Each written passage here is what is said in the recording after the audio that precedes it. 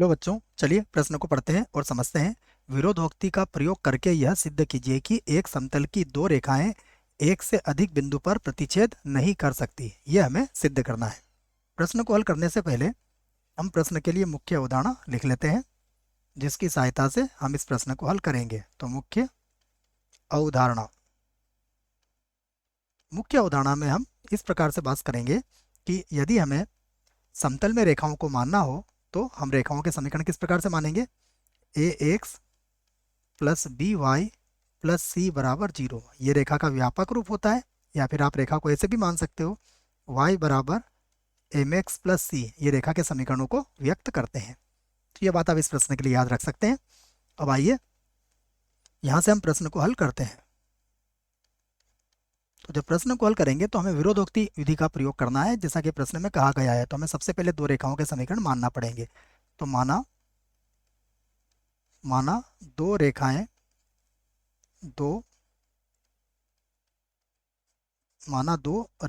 निम्न है। मैं दो रेखाएं या दो रेखाओं के समीकरण निम्न है, यूं भी लिख सकते हो आप, ठीक है। दो रेखाएं निम्न है, इसको एक बार और लिख दें क्या बच्चों? हाँ, यहाँ से एक बार और लिख देते हैं इसको, उसके बाद फिर प्रश्न को आगे हल करते हैं, ठीक है। ये रहा।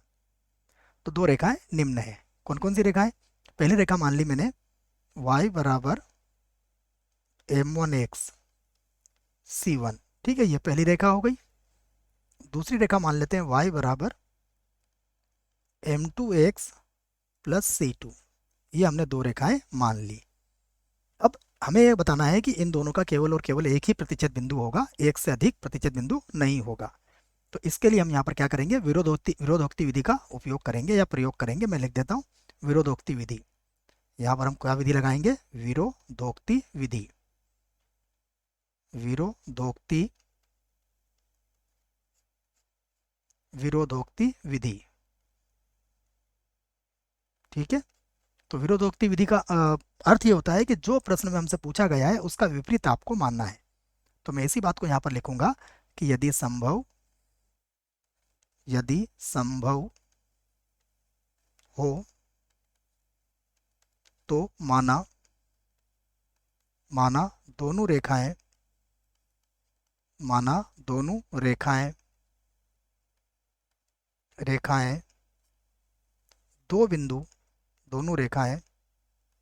दो बिंदु, देखिए पहला बिंदु में ले लेता हूँ, यहाँ पर ए बी सी डी तो नहीं ले सकते हैं बच्चों। यहाँ पर चलो पहला बिंदु तो मैं ए बी ले लेता हूँ, ए कॉमा बी। दूसरा बिंदु सी डी नहीं ले पाएंगे क्योंकि सी यहाँ पर है। तो मैं यहाँ पर क्या करता हूँ, सी डी ले लेता हूँ बच्चों, क्योंकि सी वन सी टू का मैंने यहाँ पर लिखा है तो सी और डी लिख सकते हैं हम। तो सी कॉमा डी है। दूसरा बिंदु को मैं बी से व्यक्त कर देता हूँ और इसके निर्देशांक ले लेता हूँ, सी कॉमा डी है। क्या लिखा है हमने, समझिएगा। यदि संभव हो तो माना कि दोनों रेखाएं दो बिंदुओं ए पर प्रतिच्छेद करती हैं, ठीक है। ये लिखना पड़ेगा हमें, पर प्रतिच्छेद करती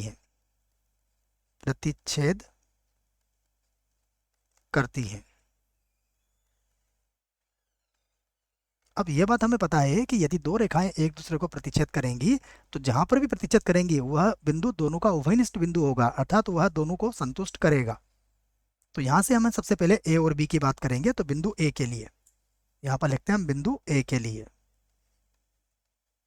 बिंदु ए जो हमारे पास कितना है, ए कॉमा बी के लिए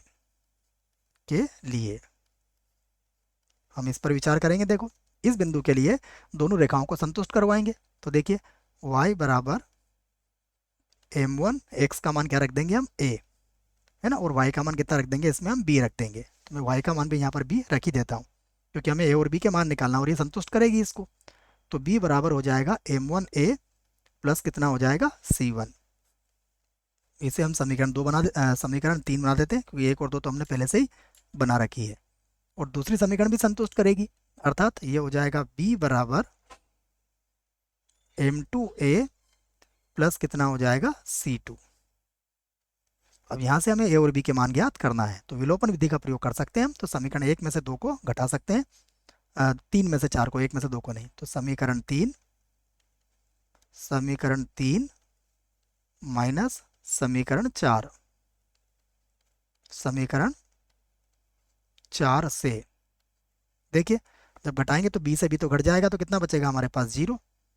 और यहाँ पर आ जाएगा ए कॉमन निकाल लेंगे, तो ये हो जाएगा m1 माइनस m2, और प्लस ये हो जाएगा c1 माइनस c2।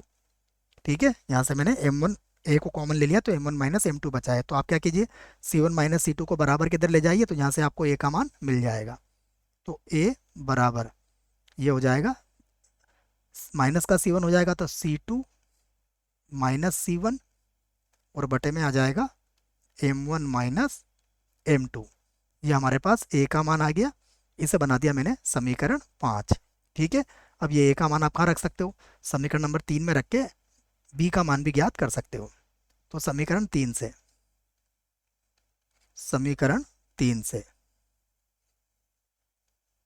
देखिए क्या हो जाएगा, y बराबर बी बराबर बच्चों, बी बराबर m1, और फिर हो जाएगा c2 माइनस का c1, और बटे में कितना है, m1 minus m2, m1 minus m2, और प्लस कितना हो जाएगा, c1।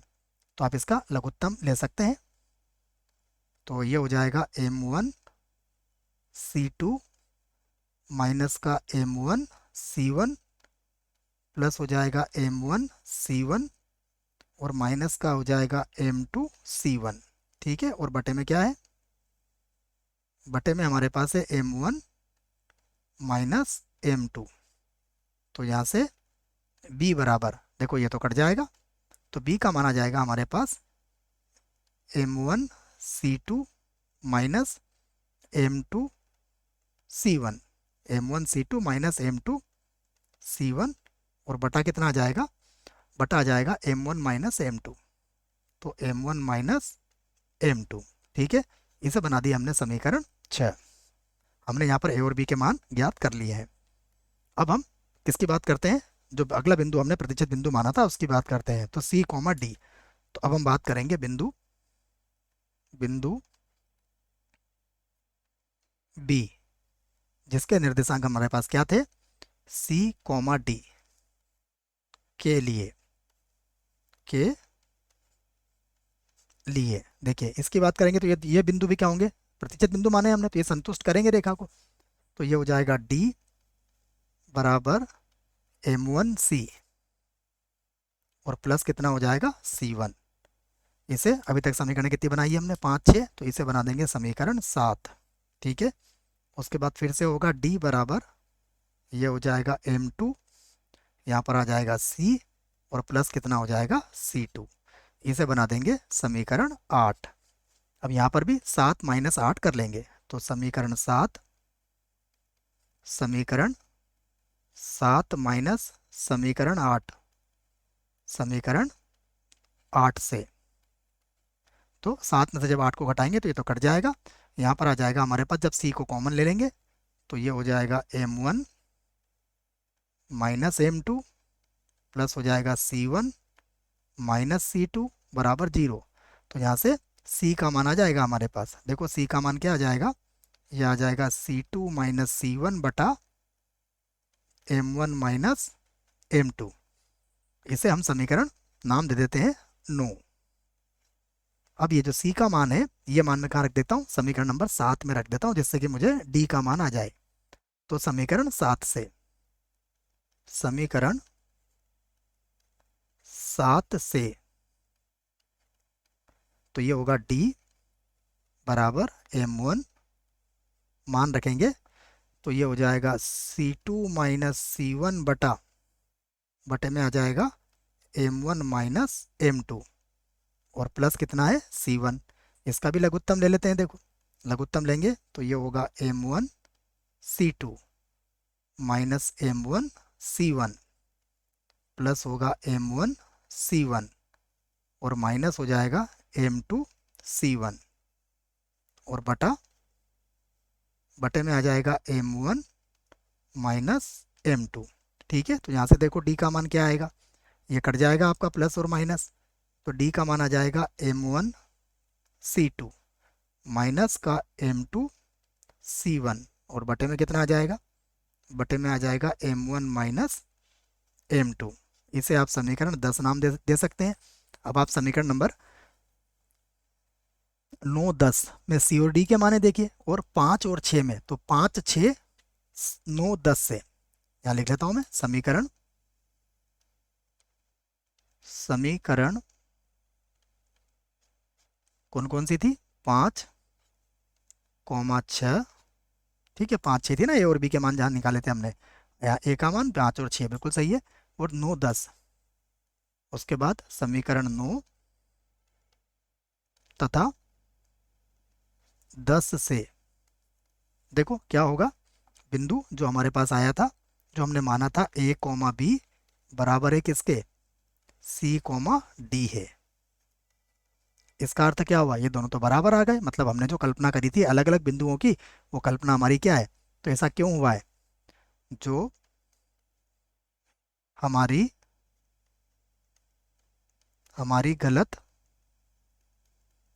कल्पना कल्पना से हुआ है, हुआ है, क्योंकि हमने तो 2% बिंदु माने थे, वो तो एक ही निकले। इसका अर्थ क्या हुआ, हमने जो 2% बिंदु माने थे वो गलत था। अतः अतः विरोधोक्ति विधि से अतः विरोधोक्ति